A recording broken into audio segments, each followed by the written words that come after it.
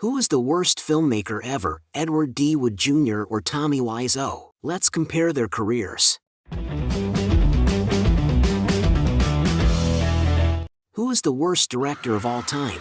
There are undoubtedly many contenders. Burt I. Gordon, Russ Meyer, and Phil Tucker come to mind, but nobody ever made a movie about those guys. Ed Wood and Tommy Wiseau are the reigning kings of bad cinema and have a huge cult following, which we will explore today. I remember an interview with Tommy Wiseau where he was asked who he would like to play him in a movie. Oh, hi, Mark. He said Johnny Depp. I found that very interesting since Depp had already played one of the auteurs of bad films when he made the movie Ed Wood with Tim Burton.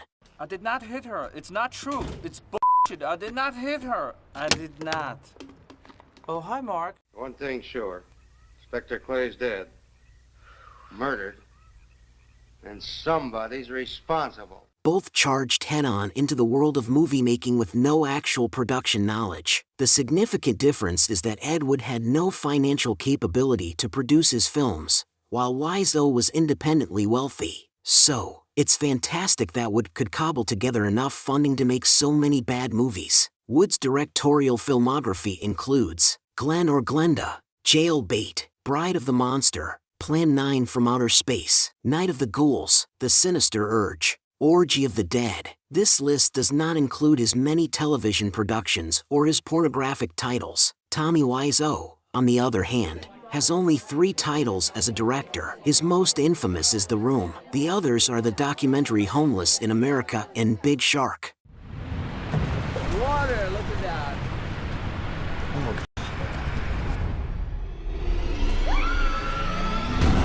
In 1947, Wood moved to Hollywood, California, where he wrote scripts and directed television pilots, commercials, and several forgotten low-budget westerns, most of which failed to sell. In 1948, Wood wrote, produced, directed, and starred in The Casual Company, a play derived from his unpublished novel about his service in the United States Marine Corps. It opened at the Village Playhouse to negative reviews on October 25. That same year, he wrote and directed a low-budget western called Crossroads of Laredo with the aid of a young producer he met, Crawford John Thomas. Folks call me the Tucson Kid.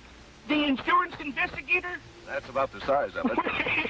Nice one. The film was shot silent and was not completed during Wood's lifetime. Wood joined the Screen Actors Guild in 1951 and briefly worked as a stuntman. When writing, he used several pen names, including Angora, which refers to Angora, his favorite textile, and Akdov Telmig, the backwards spelling of his favorite drink, the vodka gimlet. In 1952, Wood was introduced to actor Bela Lugosi by friend and fellow writer-producer Alex Gordon, Wood's roommate at the time who was later involved in creating American International Pictures. Wood helped Lugosi through the worst days of his clinical depression and drug addiction. I had an assignment playing the star part in The Ghoul Goes West. Yes, and Eddie Woods.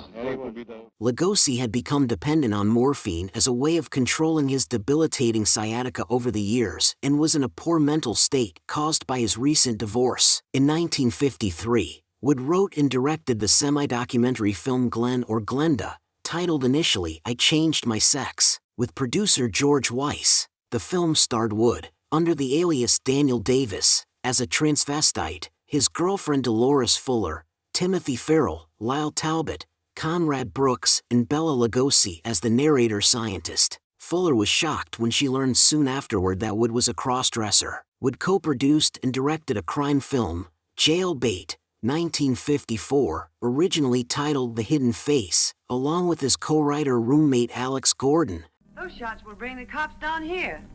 This time of night, people just think it's a car backfiring. Maybe you shouldn't have done that.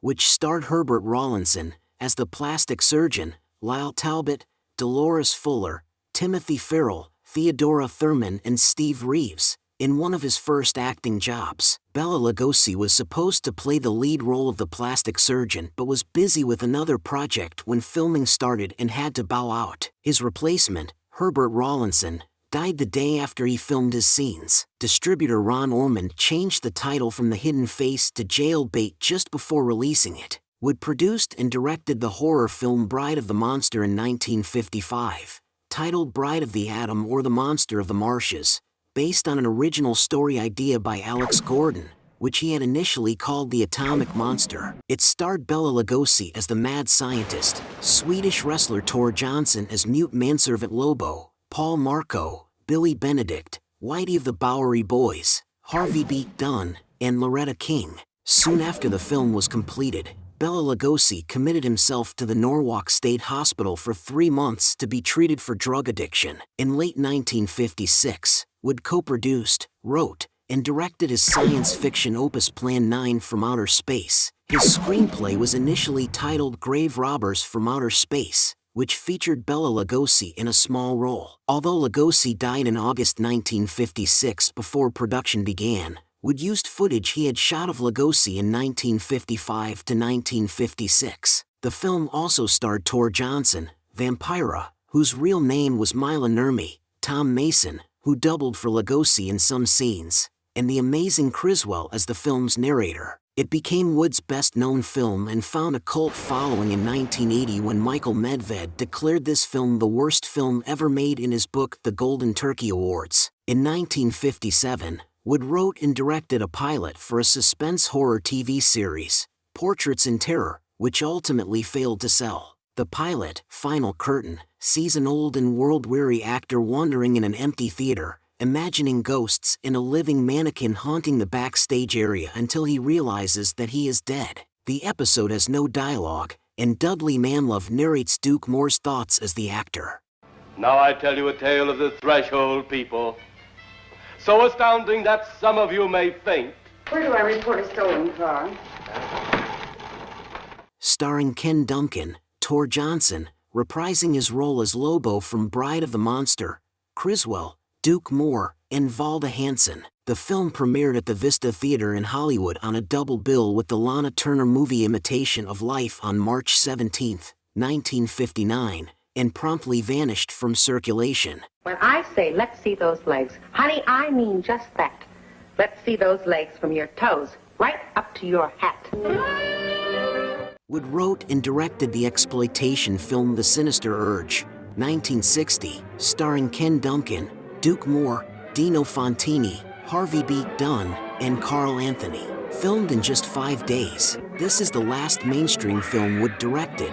Although it has exploitation elements, the film contains an eerily prescient scene in which Carl Anthony's character states, "I look at this slush, and I try to remember, at one time, I made good movies." The voice was a combination of a few different people for me. It was sort of a combination of Ronald Reagan, that kind of blind optimism, or also the enthusiasm and the sort of salesmanship quality that Casey Kasem has. Tin Man from The Wizard of Oz. You know? No John Lovitz. No, because John some Lovitz. people have. He's doing John Lovitz. You know? Yeah, no, I wouldn't be that blatant. I wouldn't. I've read Greg's book, and I love Hollywood stories, and I thought this was incredible. Do as I command you. Do as I command you. I teach you to disobey. I teach you to disobey. Why, Lisa, please talk to me, please. You're part of my life. You're everything. I could not go on without you, Lisa.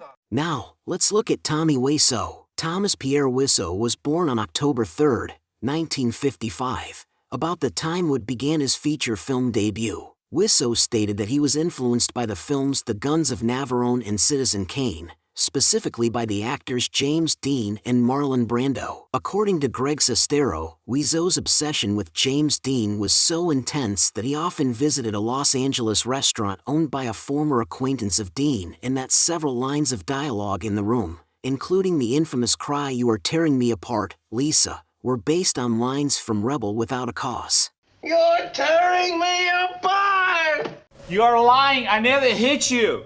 You are tearing me apart, Lisa! Wiseau also cites his cinematic influences, including Tennessee Williams, Orson Welles, Elizabeth Taylor, and Alfred Hitchcock. Sestero notes that the actor had been trying to bust into Hollywood since the late 1980s and recounts being shown an undated VHS tape of Wiseau in Vincent Chase's acting class, with whom Wiseau had a contentious relationship. He was enrolled in Chase's program around 1994. Wiseau's film The Room was released in 2003. Its budget was $6 million, and its financing has remained a source of intrigue. The film was based on an unpublished 540-page novel written by Wiseau himself. The movie was immediately lambasted by critics, but ultimately became a cult classic with late-night showings at theaters worldwide. Audience members typically arrive dressed to look like their favorite characters, interact with the dialogue on screen, and throw plastic cutlery and footballs around the theater about on-screen events. In the 2017 film adaptation of Greg Sestero's autobiography The Disaster Artist, James Franco portrays Wiseau, for which he won the Golden Globe Award for Best Actor, Motion Picture Musical or Comedy. In early February 2019, before The Room at the Prince Charles Cinema screening, Wiseau revealed a teaser trailer for his second directorial effort, Big Shark. Wiseau will also star alongside Greg Sestero in an upcoming UFO film. He is a man who stayed true to his bizarre vision for a drama and unintentionally created one of the funniest films of recent memory by making The Room so intriguingly puzzling. However, there was another filmmaker before Wiseau's time who also lost his vision to the public, and his name was Ed Wood, the creator of such camp cult classics as Plan 9 from Outer Space. Numerous questions surround these two figures. How did they get these films made? How did they behave on set? And, most importantly, how did they deal with public reactions they were not anticipating?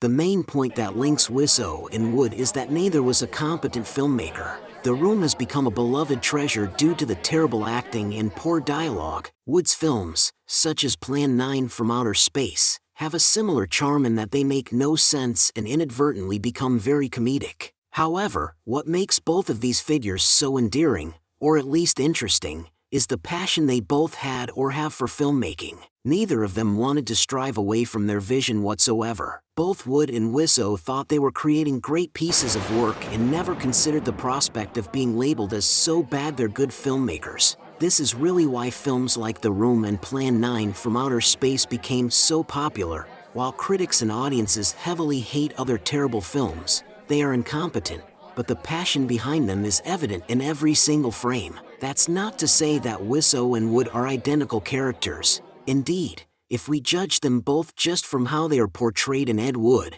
directed by Tim Burton, and The Disaster Artist, directed by James Franco, it is clear that Ed Wood is the more likable and sympathetic presence. He loves life and has a sheer joy for what he does, as well as fully accepting who he is. He only films one take for each frame, as he believes that one shot is all he needs to achieve perfection, and he also wholly embraces his transvestism, even turning up to the set dressed as a woman in the film. Meanwhile, Wiseau is depicted as a more unnerving, curious figure who is less trustworthy and approachable than Wood. Nevertheless, what Ed Wood and The Disaster Artist do so well is that they both avoid completely mocking these directors. The films acknowledge that a lot of their ideas are insane and weird, but you always feel a level of pity towards both of them for being so dedicated to their craft. This also almost paints a quite saddening portrait of both filmmakers when you realize how much their passion projects have been laughed at and criticized over the years.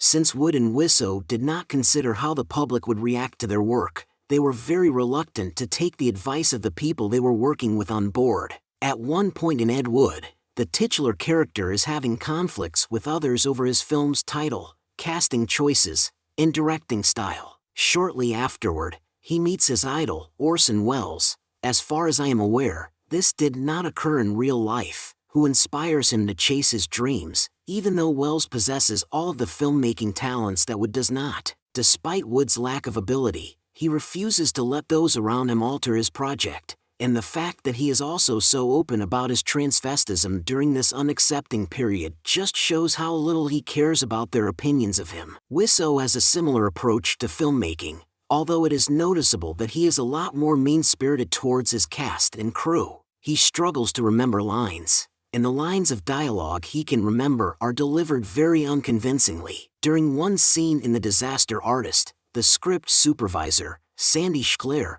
played excellently by Seth Rogen, is baffled by the fact that, in character, Wiseau laughs at a story that is told about a woman being beaten up. I used to know a girl. She had a dozen guys. One of them found out about it, beat her up so bad she ended up in a hospital on Guerrero Street.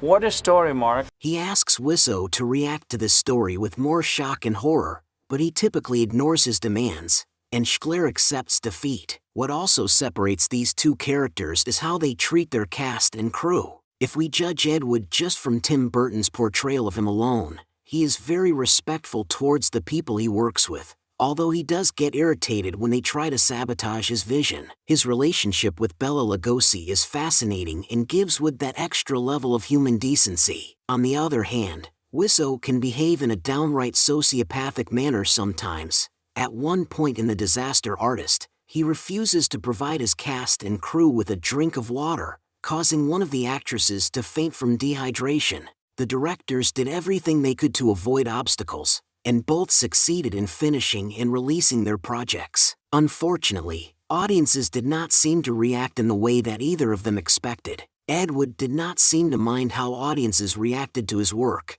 He was proud that he even made the film in the first place, especially considering the lack of support he received from many of the people surrounding him. One montage showcases the filming of Plan 9 from Outer Space, in which Wood, played by Johnny Depp, looks like an ecstatic child during every moment of the production. This makes the character so lovable. If he's proud of his work, that's all that matters. He cares about audience reactions so little that, straight after the premiere of Plan 9 from Outer Space, he elopes with his girlfriend named Kathy, played by Patricia Arquette, to Las Vegas to get married. Despite Wood's indifference, it is clear that audiences did not react to his films the way he intended. He believed that he was making a brilliant sci-fi epic, yet the inconsistencies in amateur filmmaking techniques caused sensations of amusement from viewers, turning Plan 9 from Outer Space into an unintentional comedy that would eventually develop a cult following. Wiseau had a more difficult time accepting the ridicule that The Room received at its premiere. The viewing experience begins with a lot of awkward silence from the public, but this silence slowly turns into laughter as the story progresses. After realizing that the audience members are not taking his dramatic film seriously, Wiseau leaves the screening upset and angry. However, his best friend and co-star, Greg Sestero, lifts his spirits by insisting that, although the reaction is not what he desired, it is still a beautiful thing that his friend's project brings so much joy to others. When Wiseau accepts the fate of his film, he gives a speech at the end of the premiere, insisting that The Room was intended to be a comedy all along. The audience cheers, Wiseau looks immensely proud, and The Disaster Artist shortly ends. Wood and Wiseau would not let unexpected audience reactions affect their feelings about their work. If people refuse to take their films seriously, the directors will happily join in on the joke. Ed Wood and Tommy Wiseau may have arguably created some of the worst films ever made, but their work has still endured and developed a dedicated fan base due to their clear adoration for filmmaking. Both set out to be the next Hitchcock or Kubrick and failed miserably. However, their acceptance of people mocking their work makes Wood and Wiseau admirable figures. However, it is highly doubtful that we will ever discover what was happening in their minds when they created these absurd pictures. That was our show for today. What did you think? Do you love watching bad movies? Whose films were worse? Please let me know what you think in the comments. I'd be honored if you subscribe to my channel, ring the bell to stay informed, and check out my Carl Vincent Vampire Hunter franchise, also in the comments. Until next time, this is Axel and for Kevin Given saying live long and prosper, may the force be with you and keep reaching for the stars.